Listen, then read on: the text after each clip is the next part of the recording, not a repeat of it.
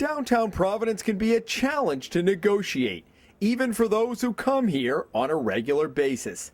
But for those trying to get around the city in a wheelchair, the degree of difficulty becomes daunting. A Vietnam vet who was a double amputee and confined to a wheelchair contacted the Hummel Report last month, saying the city is not complying with federal law mandating handicapped access on its streets. So we took a tour of our own and found a tale of two cities. The newer areas like Kennedy Plaza or the walkway near the river are a dream, smooth and graded to code. Much of the rest of the city, including the entire stretch of South Main leading from 195 to the courthouse, is a nightmare, with no curb cuts and in one case granite that goes up 9 inches from the ground, making it impassable for anyone in a wheelchair. Across from Providence City Hall, this light pole was installed directly in the path of what would have been an acceptable curb cut.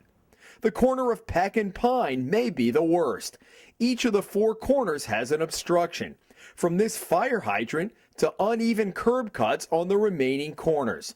Then there's the sidewalk outside Federal Court, where these post 9/11 barriers partially block the curb cuts put in during renovations several years ago. Many of the complaints about handicapped access make their way here to the Governor's Commission on Disabilities, where the head of the department knows firsthand the challenges of getting around in a wheelchair. Bob Cooper has been an advocate for nearly 3 decades and hailed passage of the Americans with Disabilities Act in the 1990s.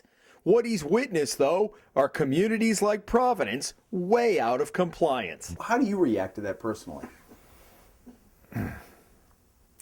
By this point, no longer with anger, a lot of disappointment, frustration, because we've gone through multiple administrations at the city and state level.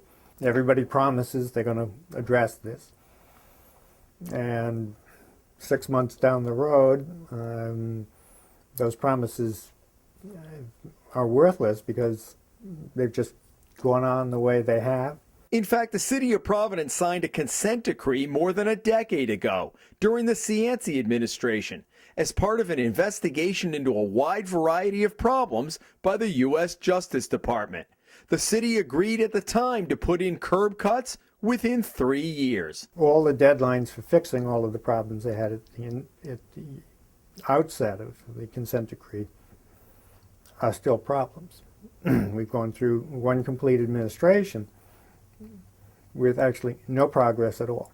Cooper said the feds got renewed complaints last year after the Cicilline administration had 8 years in office but did not meet its end of the bargain. The Department of Justice came back with a team that revisited all the problems they had identified in the consent decree and found there was no progress at all on almost their entire list. So at what point does the federal government then need to step up and say, hey, we've heard enough talk, let's get some action? Well, you'd certainly think 10 years down the road, anybody's definition of moving with all deliberate speed would have been met. I find the federal government reluctant to pull the trigger because essentially the weapon they have is withdrawing all federal funds and ordering the state to withdraw and withhold all state funds. And that's, I think, part of the problem is all they have is a cannon. Mayor Angel Taveras issued a statement to the Hummel Report that says, quote, "The Department of Public Works makes intersections ADA compliant whenever it rebuilds or resurfaces roads and sidewalks. Everyone deserves to travel the city with ease. The Taveras administration takes ADA compliance seriously and will consider what can be done to remove barriers and improve access across the city." In fact, we found the city and state are putting in ADA-compliant sidewalks for all new construction, like this stimulus project near the Federal Building on Westminster Street.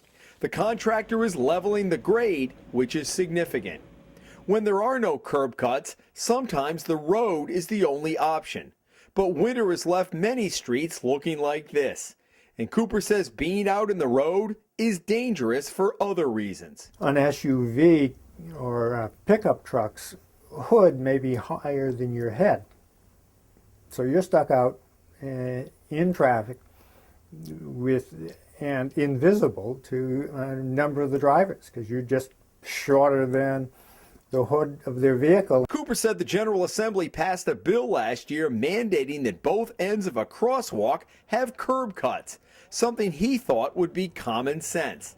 And Cooper gives this perspective to those of us who have never had to navigate Providence in a wheelchair. It's similar to blacks before the civil rights era, where you needed to know where during the day you might find a bathroom that said colored. You need to know before you start your day how you're going to get through the day before you start a trip. How are you going to get to point X? If you know there are already 3 or 4 crosswalks between where you might find parking or get off a bus to get to your destination, and realize that many of the destinations you can't get to safely. In Providence, Jim Hummel for the Hummel Report.